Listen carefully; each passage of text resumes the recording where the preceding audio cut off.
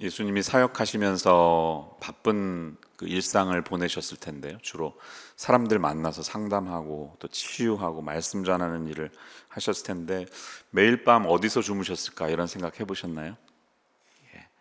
근데 여우도 굴이 있고 공중에 새도 집이 있는데 인자는 머리 둘 곳이 없다 이런 얘기 하신 거 보면 아마 홈레스, 그러니까 하우스레스이실 가능성이 많습니다. 집을 소유하지 않으셨을 거고 대부분 지인들의 집에서 자거나 혹은 날 좋은 날은 길에서 자거나 뭐 그렇게 사셨을 것 같아요. 근데 특별히 3년 반 동안 공생애 하시면서 어느 집이나 어느 하우스보다 그곳에 머물러 있기를 즐겨 하시고 기뻐하셨던 가정은 오늘 본문에 나오는 마르다와 마리아 그리고 나사로의 집이었던 것 같아요. 여러분 잘 알고 계시죠? 예. 그들은 예수님의 아지트를 제공하는 사람들이었습니다. 누구보다도 친밀하게 깊은 교제를 누리는 사람들이었습니다. 베다니라는 곳에 살았는데요. 베다니는 성경을 읽어보면 한 오리, 옛날 말로 오리나 이렇게 돼 있습니다. 심리가 4km니까 2km 정도밖에 안 됩니다. 예루살렘이 있고 거기서 동쪽으로 가는 길에 이렇게 기드론 골짜기에 내려갔다가 그 다음에 감람산으로 올라가거든요. 감람산으로 쭉 올라가서 이제 감람산이 높이 예루살렘을 내려다 보는데 그걸 넘어가면 베단이라는 마을이 있습니다. 그래서 멀지 않은 변두리예요. 근데 베스는 집이고 사니는 가난한 사람들, 병든 사람들이라는 의미가 있어요. 그러니까 좀 서민 동네인 것을 알 수가 있습니다. 가난한 자의 집 이런 뜻이 있습니다. 그렇게 풍족하지는 않았지만 그 서민 동네에 살면서 특별히 예루살렘 수도에 왔을 때 언제든지 찾아갈 수 있는 예수님의 친밀한 가정 그들입니다. 그리고 38절 보면 그들이 길 갈 때 예수께서 한 마을에 들어가시매 이렇게 되어 있는데요. 그들은 누구일까요? 앞부분의 내용을 보면 제자들하고 말씀 나누시는 걸 보고 있으면 적어도 한 13명 정도 되는 남성들이 길을 가는데 마르다가 이제 주님이 오신다는 이야기를 듣고 우리 집에 오세요 이렇게 했겠죠. 소식이 왔고 그 많은 남성들을 밥 먹이기 위해서 갑자기 이제 막 불을 떼기 시작합니다. 군불 떼고요. 동네 할머니한테 돈 빌려가지고 닭도 한 2마리 잡고 빵도 굽고 막 이렇게 했는지 모르겠어요. 누군가 설교자를 집에 초대하고 13명이 거실에 앉아있는 그 모습을 생각해 보면 글쎄요, 여러분들은 어떠신지 모르지만 저 같으면 땀이 이렇게 벌써 납니다. 네. 갑자기 한 서너 명이 와도 저보고 뭘 하라고 그러면 뭘 할 수 있을까 이렇게 두려운 마음이 드는데요. 13명, 뭐 본인들 포함하면 15인분의 음식을 갑자기 준비한다고 그럴 때 막 벌써 머리가 복잡해지기 시작합니다. 그냥 차라리 투고시켜서 치킨이나 먹지 이런 생각이 들지 뭔가를 해준다는 생각 자체가 저하고는 안 맞습니다. 우리도 그럴 때가 있어요. 그냥 가볍게 투고해다 먹으면 되지 이렇게 생각하는데 지금 1세기 예루살렘의 상황은 다릅니다. 직접 재료를 사다가 첫 번째 과정부터 다 해야 됩니다. 털까지 뽑았는지는 모르지만 하여튼 아주 굉장히 손이 많이 가는 일입니다. 그래서 저는 이 숙련된 요리사들이 막 15인분을 아무렇지 않게 해내시는 걸 보면 경외감이 듭니다. 흑백 요리사를 보면서 느낀 감정이 그렇습니다. 갑자기 떨어진 오더에 어떻게 그렇게 30초 안에 뭔가를 생각해가지고 그 훌륭한 요리를 할 수 있을까? 기껏해야 라면 끓이거나 된장찌개 정도 하는 저로서는 그분들이 참 존경스럽습니다. 차가운 음식은 딱 정리해서 막 썰어서 바로 냉장고에 넣고 이제 뜨겁게 해야 되는 좀 딱 정리해서 얼른 스토브에 집어넣는 이 손이 빠르게 움직이는 그분들을 보면서 경외로운 마음을 갖습니다. 그리고 그 많은 음식이 동시에 나와서 순서대로 애퍼타이저에서부터 메인 요리 디저트에 이르기까지 이렇게 섬기는 모습을 볼 때 참 너무 저와는 다른 감사한 분들이다 하는 마음을 듣습니다. 또 그런 곳에 여러분 초대받아 가셨을 때 초대받은 손님의 입장에서 참 즐겁고 좋은 시간일 겁니다. 그런데 그날 그 저녁도 마르다가 원래 자기에게 있는 은사처럼 기적처럼 요리의 마법을 보여줘야지 했을 것 같은데 뭔가가 잘 풀리지 않았던 모양입니다. 화덕에서는 평소보다 연기가 더 많이 나왔고, 근데도 빵은 아직 부풀지 않았고, 곧 모든 것들이 저녁 식사 시간이라기보다는 예수님을 위한 번제물을 태우는 냄새가 나기 시작합니다. 그 부엌과 집이 같이 있었으니까요. 마침내 예수님 곁에 앉아있는 여동생을 찾아가서 흘낏 보니까 마리아가 예수님의 발치에 앉아가서 뭔가 이야기를 막 열심히 듣고 있습니다. 약간 짜증이 났겠죠. 당황한 채로 주방으로 돌아왔고 마음이 저녁 식사만큼이나 타들어갑니다. 그러자 마음속에서 그냥 화산이 폭발하면서 이윽고 거실로 달려들어가서 마리아가 아니라 예수님에게 말합니다. 너 일로 와, 이게 아니라 예수님에게 따집니다. 아니 주님, 지금 내 동생 빼고 내가 혼자 식사를 준비하는 게 Don't you care? 예, 이렇게 되어 있습니다. Do you not care? 아무런 신경이 쓰이지 않으십니까? 이제 짜증이 예수님께로 간 것이죠. 제발 제 좀 말씀하셔서 저 좀 도와달라고 하세요. 이렇게 짜증을 냈습니다. 예수님이 이제 자기를 변호해 주실 거라고 믿었는데 주님이 다르게 말합니다. 마르다야, 마르다야.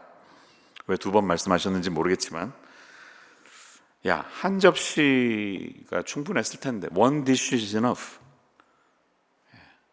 어쩌면 하나만 해도 되는데 너는 지금 너무 많은 걸 하느라 정신이 없구나. 그러면서 마리아는 좋은 편을 택했다. 그리고 이걸 빼앗기지 않을 거야 라고 조금은 좀 생뚱맞은 말씀을 하고 마무리를 하십니다. 성도님들은 이 이야기를 이해하기 위해서 신학교에 가실 필요 없습니다. 신학교에서 수업 들으실 필요 없습니다. 성경 해석학 코스를 들어야 우리가 다 이야기의 핵심을 아는 게 아닙니다. 누가 주님으로부터 더 높은 점수를 받았고 누가 낮은 점수를 받았는지 다 알고 계십니다. 주님에 따르면 마리아는 나쁜 선택을 했고 마르다는 나쁜 선택을 했고 마리아가 좋은 선택을 했다는 평가를 받았습니다. 하지만 그 결론에 도달한 후에 제 머리와 마음이 여기에 동의가 되지 않습니다.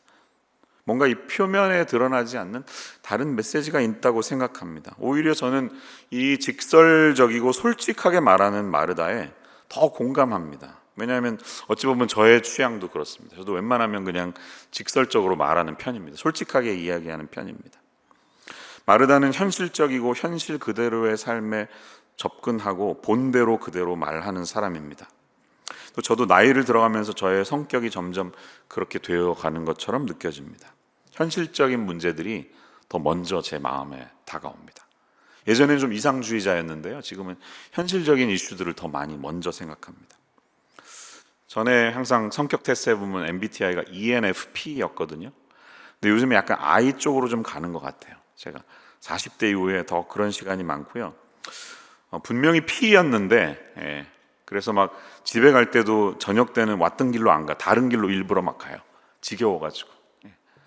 그리고 그냥 무계획으로 뭐 하는 걸 좋아할 때도 있습니다. 근데 점점 J로 가는 것 같습니다. 물론 담임을 하다 보니까 계획을 세워야 되니까 더 그럴 수도 있는 것 같아요. 근데 달라지는 저의 모습을 봅니다. 마르다의 그 성격을 좀 추정할 수 있는 다른 장면이 요한복음 11장에 한 번 더 나오는데 우리가 잘 아는 나사로의 죽음입니다. 예수님이 4일을 늦으셨어요. 또 일부러 늦으셨어요. 메시지가 있었겠죠.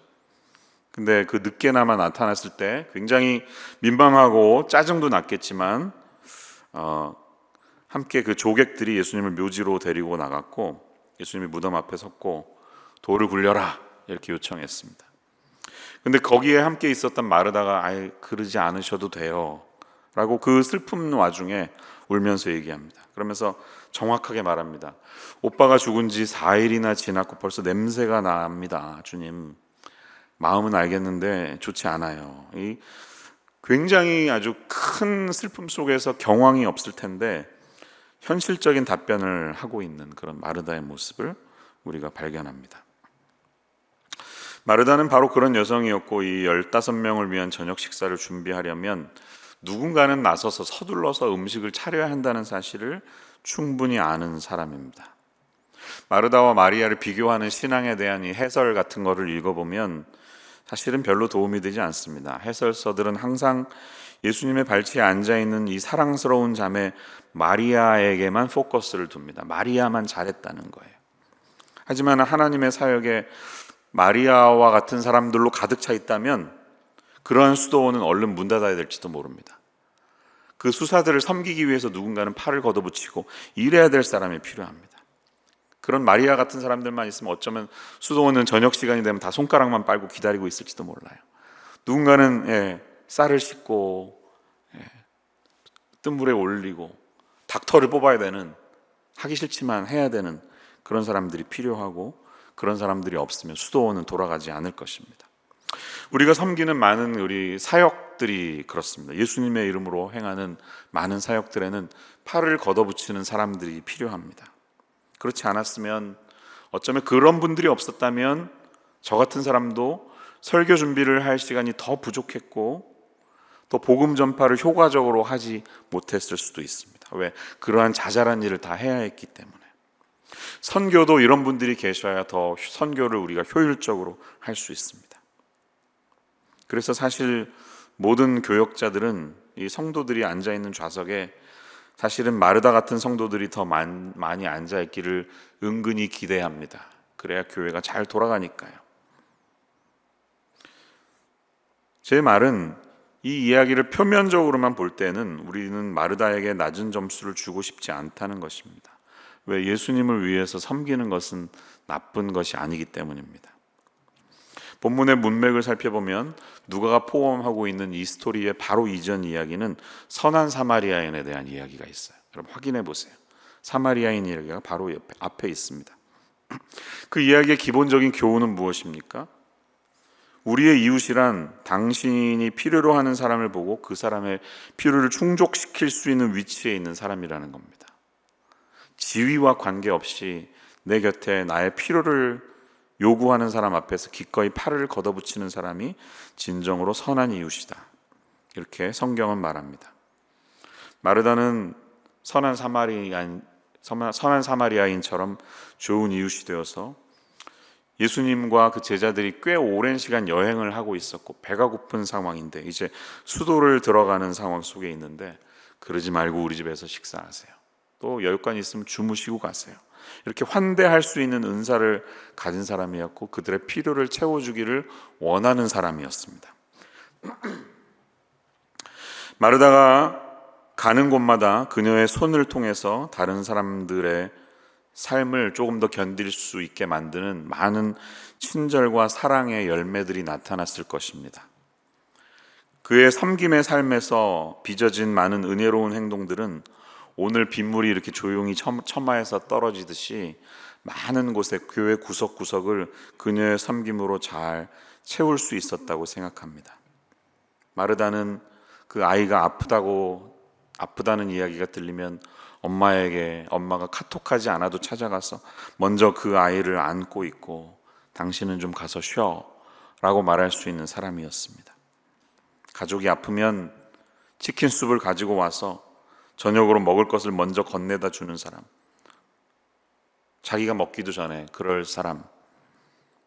여기서도 예수님과 제자들이 분명히 피곤하고 배고플 거야 라는 선한 마음 속에서 잘 대접하고 섬기고 싶어 했을 것입니다. 그래서 내가 호화롭고 대단한 식사를 한번 잘 먹여서 그들이 사랑받고 소중한 사람이라는 메시지를 주고 싶은 그런 마음이 있었을 것입니다. 마리아가 하려고 하는 일들은 좋은 이웃이 되는 것이고, 그런 예수님은 그녀를 비난하지 않습니다. 여러분 잊지 마세요. 예수님은 지금 마르다를 비난하지 않았습니다. 잘 타일렀습니다. 그래서 어쩌면 마르다야 마르다야 2번 이야기하셨는지도 모릅니다.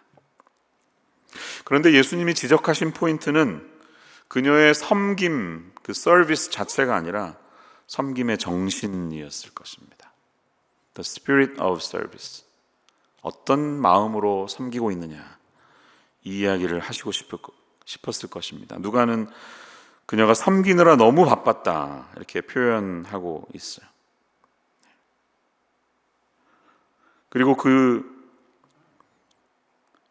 그는 너무 걱정하고 많은 일에 화가 나 있구나. anxious는 안절부절하지 못하는, 판단이 전혀 안 되는 상황인 것을 표현하고 있습니다. 네, 예수님은 그 마르다의 섬김의 정신을 지적하고 계십니다.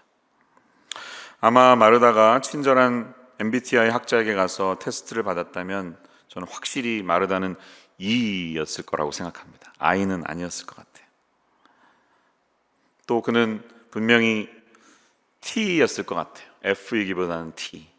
확실하고 정리되고 화끈한 것을 좋아합니다. 그래서 호화로운 메뉴를 준비하는 것뿐만 아니라 기왕이면 아주 깨끗한 환경 속에서 잘 치워진 집, 부엌과 리빙룸에서 손님을 맞이해야지. 그렇지 않으면 강박에 빠지는 사람일 수도 있었을 것 같습니다. 기왕 하나님의 일을 한다고 하면 좀 잘해야지. 야, 대충 하지 말고 기왕 하면 좀 화끈하게 해. 그래서 그냥 빚을 내서라도 카드를 긁어서라도 한 번 잔치를 하면 대단하게 하고 싶은 그런 사람인지 모르겠습니다. 근데 예수님은 그에게 말씀하시면 너는 너무 많은 일로 걱정하고 화가 나 있구나 라고 말합니다. 그리고 몇 가지만 하든지 하나만이라도 좋겠을 텐데 어쩌면 저는 이게 디쉬이지도 않을까. 물론 그게 성경적인 해석일지는 모르겠지만 one dish was enough 이런 뜻도 있지 않을까 생각해봐요. 너 너무 많이 차리려다가 그런 거 아니야? 그냥 단품 메뉴만 내지 그랬어. 가정교회를 이끌어 가시는 목자님, 부목자님들 이 말씀 새기세요. 일식 삼찬도 괜찮습니다. 너무 막 맨날 화려하게 하실 필요 없습니다. 그냥 하나만 잘 내는 게 그게 한 접시면 충분했을 일이야 라고 말씀하시는 것 같습니다. 우리가 누군가에게 환대를 보여주는 것은 참 좋은 것입니다. 성경은 그것을 권장하고 격려합니다. 그런데 만약에 여러분께서 누군가를 섬기는 이 hospitality를 너무 화려하게 해서 나를 넘어서는 초인적인 업적을 이루려고 하다가 영혼의 상처를 받았다면 차라리 당신께서는 그냥 국수 한 그릇 잘 끓이는 게 훨씬 더 나을 수도 있었습니다. 환대는 충분히 우리가 할 수 있는 가치 있는 일이지만 그것은 단지 우리가 인생 속에 해야 하는 좋은 여러 가지 일들 중에 하나일 수 있습니다. 당신은 여리고 길에서 고난당하는 이웃을 만났고 확실하게 가던 길을 멈춰서 손을 내밀어 줄 그 여유와 가치가 있었다고 충분히 생각하지만 그것이 곧 여러분께서 여리고 선교협회 회장이 되어야 한다는 것을 의미하진 않습니다. 당신은 이사회에 들어가서 모든 이사 미팅에 참석하고 봉사하고 최고 운영 책임자 CEO가 되어야 한다는 것을 의미하지 않습니다. 때로는 그냥 한 이웃을 돕는 것이 당신이 감당할 수 있는 전부이고 또 충분히 그렇게 할 가치가 있습니다.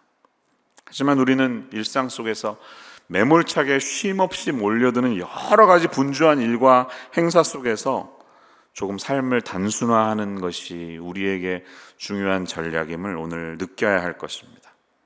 그렇게 하지 않으면 모든 일을 다 잘해낼 수는 없기 때문입니다. 마음처럼 어디 가나 항상 회장하면서 CEO가 되고 항상 팔을 걷어붙이는 넘버원 자리에 있는 그 내가 모든 행사를 다 그렇게 할 수는 없기 때문입니다. 그러면 우리 질문은 당연히 이렇게 이어지겠죠. 내가 너무 바쁘다는 사실을 어떻게 알 수 있습니까? 언제 그 사실을 내가 선을 넘었구나, 내 한계를 넘었구나 하는 걸 어떻게 알 수 있는가? 이렇게 질문하시겠죠. 사람마다 답이 다르겠지만 제 생각에는 한 가지 답은 내가 지금 처해 있는 상황 속에서 한없이 화가 나고 불안하고 짜증이 나고 사람들과 어울리기 싫은 순간이 다가온다면 바로 그것이 사인입니다. 그때는 우리가 하고 있는 일을 단순화해야 한다는 단서가 거기에 있습니다. 문제는 종종 우리가 누군가를 섬기는 이 방식에 있어서 결국에는 그 섬김의 진정한 의미를 우리 스스로 손상시킨다는 데 있습니다. 서비스는 제공하지만 그 마음속에 나쁜 마음, 나쁜 정신이 있다면 전혀 그 섬김은 도움이 되지 않습니다. 한 사람의 불만에 가득 찬 굉장히 불행한 섬김이 결국 다른 사람들의 파티를 망가뜨린다는 것입니다. 마르다의 엄청난 짜증이 그날 파티를 망가뜨리고 말았습니다. 이 이야기를 듣고 있는 마리아의 심정이 어땠을지 생각해 보셨어요? 얼마나 민망했겠습니까? 물론 마르다는 굉장히 화가 났습니다. 이 많은 일을 여동생으로서 와서 도와야 했을 것입니다. 하지만 그녀는 그렇게 조심조심 문으로 가서 Can you help me? Mary, Can you help me? 이렇게 하지 않았다는 것입니다. 모든 사람의 눈에 띄게 아주 웅장한 발걸음으로 턱턱턱 걸어가서 마리아에게 말하는 게 아니라 예수님에게 다가가서 말합니다. 주님, 쟤 좀 나오라고 그러세요. 이렇게 한 거죠. 아주 유명한 이제 소프라노 디바가 있는데 여러분 이름 들으시면 다 아는 옛날 분입니다. 그분의 일화를 들은 적이 있어요. 맨하탄에서 공연장을 향해서 큰 리무진을 타고 가다가 그날 고용돼서 온 리무진 기사가 너무 운전을 좀 터프하게 하는 거예요. 약간 짜증이 났습니다. 그래서 자기 에이전트한테 전화해가지고 나 오늘 지금 어디 가고 있는데 이 운전기사한테 전화해서 좀 슬로우 다운 하라고 얘기 좀 해. 그리고 전화를 끊었답니다. 이고죠, 이고. 예. 그냥 조용히 자기가 얘기하면 되는데 그렇게 해서 내 존재감을 나타내는 거죠. 이 얘기를 듣는 또 이 상황을 보는 마리아가 어떤 심정일지 상상하실 수 있나요? 마리아는 언니보다는 훨씬 더 센시티브한 예민한 영혼일 수 있습니다. 그녀는 굉장히 부끄러웠을 것이고 예수님과 함께했던 모든 사람들의 그 사랑스러웠던 저녁 시간이 망가졌을 것입니다. 제자들도 기분이 좋지 않았을 것입니다. 혹시 누군가의 집에 초대되어 갔는데 10분 먼저 시간이 남아서 그냥 예상 시간보다 먼저 띵동하고 들어가신 적이 있습니까? 주인들이 좀 놀래죠. 예상보다 먼저 왔어. 근데 약간 분위기가 이상한 걸 감지하실 때가 있죠. 아직 손님을 맞을 준비가 안 돼 있습니다. 분명히 어떤 싸움이나 다툼이 있었을 거예요. 근데 10분 먼저 들어간 나는 그 냄새를 맡습니다. 부부의 눈빛이 심상치 않아. 그런 날이 있죠. 그리고 나서 얻어먹는 그날 저녁은 내가 뭘 먹는지 기억이 나지 않습니다. 얼른 그냥 떠나고 싶지 그 짜증 섞인 그 주인의 모습 보는 것 자체가 고통스럽습니다. 그런 거예요. 짜증은 모든 사람들의 파티를 망칩니다. 마르다의 짜증은 주님과의 관계를 망쳤습니다.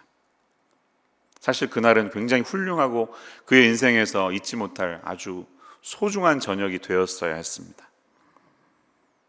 자기 집에서 내가 믿고 있는 하나님의 아들 메시아하고 그를 즐겁게 섬기려고 했던 마음이 있는데 그에게 있는 짜증 때문에 그것이 오히려 화가 되었습니다.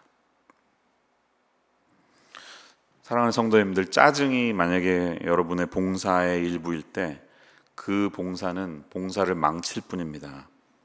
그런 일이 우리에게 발생하면 오히려 우리는 주님의 말씀을 따르는 것이 훨씬 좋습니다. 그냥 한 가지 요리로 충분합니다. 한 가지 섬김으로 충분합니다. 여러 개 다 잘 하실 수 없습니다. 물론 여러분의 섬김을 통해 7가지 코스 요리를 먹으면 저야 좋죠. 손님으로는 너무 좋죠. 뭔가를 단순하게 해야 된다는 말 오해하지 마세요. 대충 하라는 게 아닙니다. 우리의 인생에서 최선을 다해서 모든 것을 투자해야 될 때가 있습니다. 7가지 코스 요리를 오늘 내가 보여주리라 하고 즐거운 기쁨으로 따뜻한 환대로 할 수 있다면 당연히 저는 그런 집에 가고 싶습니다. 하지만 그냥 국 한 그릇 얻어먹는 것보다 맛있는 식사를 선호하죠, 당연히. 그러나 저의 분명한 뜻은 그것입니다. 굉장히 기분 나쁜 자리에서 맛있게 식사를 하는 것과 좋은 기분을 가지고 간단히 식사하는 선택이 필요하다면 저는 당연히 후자를 택할 것입니다. 여러분들도 그럴 것입니다. 오늘의 포인트는 그렇게 끝나지 않습니다. 종종 우리는 더 단순한 삶, 단순하게 살아, 사역을 줄여야 돼. 이러면 우리는 소중한 일들을 줄였을 때 결국 그 줄임이 나를 위한, 나의 체험을 위한 것으로 대체될 때가 많습니다. 사역이 너무 많아서 지쳤다고, 저 좀 쉬겠다고 하는데 그 사람의 삶을 깊이 들어가서 보면 맨날 집에서 유튜브 보고 있어요. 넷플릭스 빈지 와칭하고 있어요. 그러면 실제로 우리의 영혼은 개선된 것이 아닙니다. 이 이야기에는 더 깊은 다른 것이 있습니다. 예수님이 마리아가 더 좋은 부분을 선택했고 그것을 빼앗기지 않을 것이라 이렇게 말씀하셨다는 데는 더 큰 의미가 있습니다. 마리아는 예수님의 곁에 앉는 일이었는데요, 그 당시 이 표현은 발치에 앉았다는 것은 제자가 된다는 뜻이었습니다. 내가 누구의 문하생이야 이러잖아요. 가말리엘의 문하생이야. 바울이 그랬잖아요. 그때 발치에 앉는다는 동사를 썼습니다. 제자가 된다는 것입니다. 마리아는 여기에 내 삶을 드려야 인생의 소중함이 있다. 그래서 결단한 사람이었다는 것입니다. 선한 사마리아인에 대한 이 앞 이야기는 예수님과 율법사들 사이의 갈등으로 시작이 되었습니다. 그렇죠? 어떤 율법 교사가 일어나 선생님 내가 무엇을 하여 영생을 얻겠습니까? 이렇게 질문하는 것으로 시작했습니다. 예수님이 뭐라고 말씀하시죠? 율법에 뭐라고 기록되었니? 너는 어떻게 읽느냐? How do you read it? 이렇게 말하자 평소에 다 외우고 있던 유명한 말씀합니다. 마음과 목숨과 뜻을 다하여 하나님을 사랑하고 이웃을 내 자신같이 사랑하라 하였나이다. 정답을 말합니다. 근데 예수님이 그 얘기를 듣고 맞아 하시고 그럼 내 이웃이 누군데요? 했을 때 이제 비유를 하시지 않습니까? 이 이야기를 한번 생각해 보십시오. 이 이야기의 두 명의 주연 배우는 제사장과 레위인들이었습니다. 그들은 분명히 아침에 집을 떠나기 전에도 그 말씀을 달달달달 언제든지 눈을 감고도 외울 수 있는 사람들이었을 것입니다. 그런데 그들의 그 메모리가 그날 여리고에서 벌어졌던 일에 아무런 영향을 끼치지 못했습니다. 성경을 알고는 있었지만 그것이 의미하는 바는 그들에게 중요하지 않았습니다. 여러분, 우리가 예수님의 발치에 앉는다는 것은 주님이 나에게 찾아와서 일하시도록, 주님이 내 안에서 미니스터, 내 안에서 목회하시도록 내 삶을 내어드리는 것을 의미합니다. 우리가 주님을 위해서 무엇을 하기 전에 주님께서 우리 안에서 무엇인가를 먼저 하시도록 허용해드리는 행동입니다. 그게 발치에 앉는 것입니다. 이 스토리 이후에 11장 1절은 예수님이 기도를 가르치십니다. 그리고 주기도문을 가르쳐주고 계십니다. 예수님이 마리아가 더 나은 부분을 선택했다고 이렇게 말씀하시는데요. 왜냐하면 사역을 하기 전에 우리의 영혼을 향한 사역이 먼저 있어야 하기 때문입니다. 여러분, 예수님의 이름으로 무슨 섬김을 하시든 우리의 영혼이 하나님 앞에서 먼저 섬김을 받아야 한다는 사실을 잊지 마시기를 축원합니다. 두 가지 계명은 항상 똑같았습니다. 먼저 마음과 영혼과 힘과 뜻을 다하여 주 너의 하나님을 사랑하라. 그리고 두 번째 계명은 이웃을 사랑하라. 이렇게 하는데요. 항상 그 명령들은 이 순서로 되어 있지 절대로 뒤집혀 본 적이 없습니다. 두 가지 다 동일하게 중요하지만 앞순위가 항상 하나님 사랑에 있다는 것입니다. 이웃을 사랑하는 거는요, 너무 힘든 일입니다. 잘 아시잖아요. 매일 태평양에 가서 헤엄쳐 이런 거랑 비슷합니다. 진이 빠지고요, 끝이 없습니다. 섬기는 것은. 우리가 이웃 사랑에 내 모든 것을 바치리라 하고 팔을 걷어붙이고 나서면, 그럼 6개월이 지나면 어느덧 내 마음이 황폐화되어 있는 것을 경험하실 것입니다. 그런데 무엇을 우리가 먼저 해야 될까요? 하나님으로부터 오는 그분의 사랑을 먼저 체험해야 됩니다. 하나님이 마음과 뜻과 목숨과 온 힘을 다하여 주 너의 하나님을 사랑하라 하신 이유는 우리를 향해서 하나님이 그렇게 사랑하고 계시기 때문입니다. 내가 너의 존재를 내 마음과 내 뜻과 목숨과 힘을 다해서 너를 사랑하고 있기 때문에 이 사랑을 너도 체험을 해라. 이것이 우리를 향한 주님의 뜻이라는 겁니다. 하나님이 내 안에 먼저 찾아오셔서 사역을 하시도록 내 마음을 내어드리지 않으면 절대로 여러분은 다른 사람에게 사역할 수 없습니다. 정말 주님이 우리에게 무엇을 먼저 원하시는지를 기억하십시오.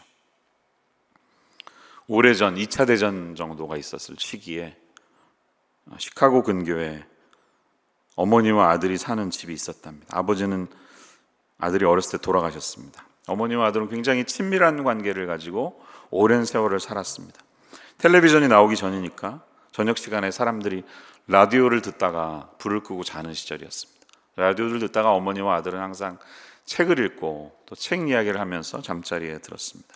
특별한 관계였습니다. 근데 이 아들이 20대 초반에 다니던 교회에서 한 사랑스러운 여인을 만났고 사랑에 빠졌고 결혼하기로 작정했습니다. 2차 대전 시기, 지금도 그렇지만 그때는 20대 젊은이들이 대도시 근교에 집을 마련한다는 것은 굉장히 어려운 일이었습니다. 어머니가 이들이 결혼하고 싶다는 사실을 알고 제안을 했어요. 우리 2층짜리 집인데 내가 좀 다시 디자인을 할게. 그래서 너희들이 따로 살림을 차릴 수 있도록 내가 마련해 줄게. 나는 1층에 살고 너희들이 2층에 살아라. 이렇게 제안합니다. 당연히 그 제안을 받았겠죠. 근데 어머니 부탁이 있었습니다.